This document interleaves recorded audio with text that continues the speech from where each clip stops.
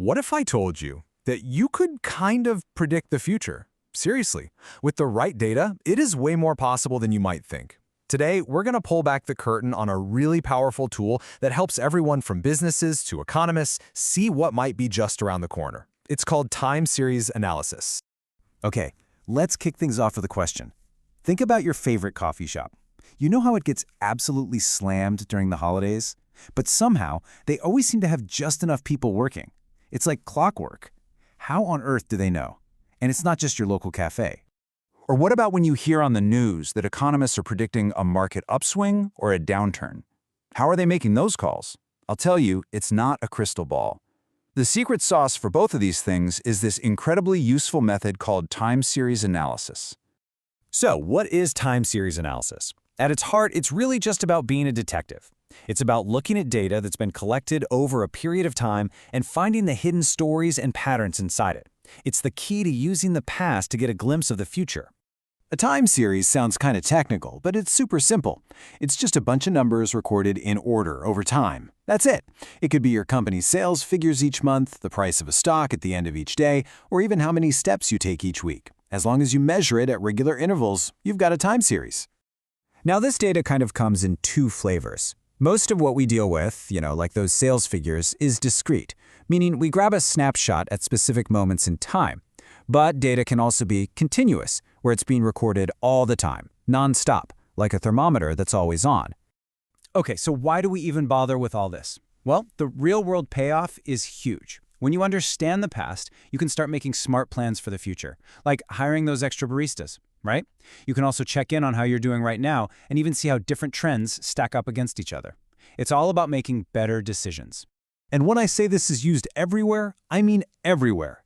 It is the engine behind economic forecasts, company sales projections, stock market analysis, even how governments plan for the future with things like the census. It's pretty much a fundamental tool for understanding our world. All right, so if it's so common, how does it actually work? Well, the real magic is in breaking down the data into its basic parts. Think of it like taking apart a recipe to figure out its core ingredients. That's what we do with data over time. And it turns out almost any time series you can think of can be broken down into just four main components, four patterns. Once you learn to see these four things separately, the whole picture starts to make a lot more sense. So here they are.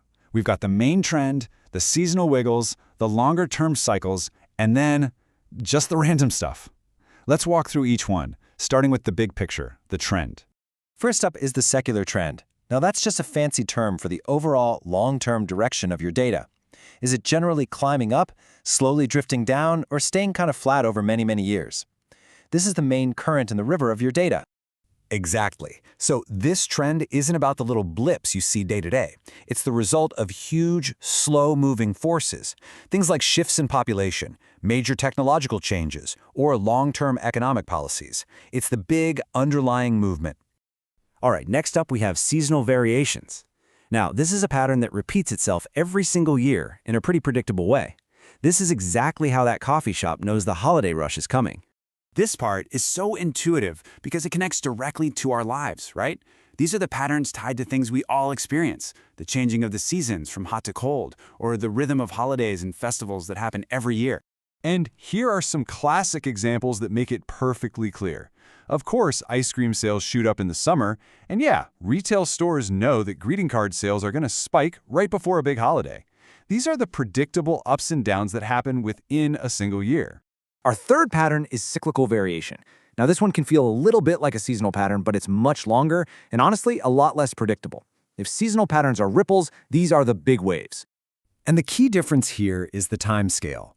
We are not talking about patterns that repeat every year. These are much longer waves, often lasting anywhere from 5 to 12 years, or even more.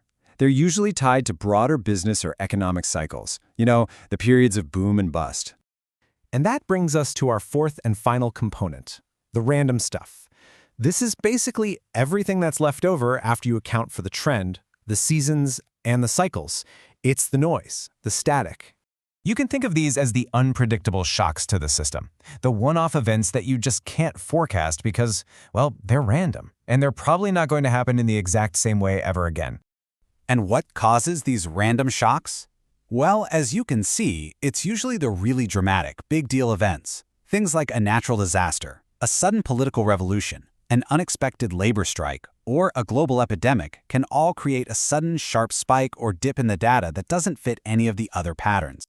Okay, so we have our 4 ingredients: trend, seasonal, cyclical, and irregular. But why is it so incredibly important to pull them apart? Because this, right here, is where raw data transforms into real insight and actual predictions.